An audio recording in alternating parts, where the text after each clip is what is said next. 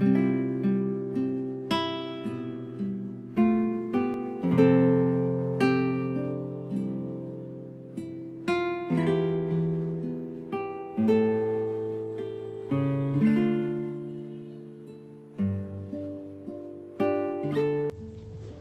mabuting balita ng Panginoon ayon kay San Lucas.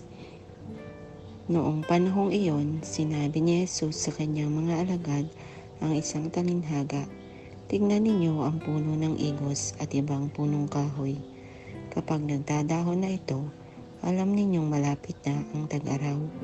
Gayon din naman, kapag nakita ninyong nangyayari na ang mga ito, malalaman ninyong malapit nang maghari ang Diyos.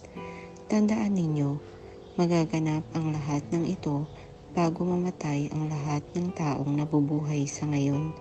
Mawawala ang langit at ang lupa, ngunit ang salita ko'y hindi magkakabula."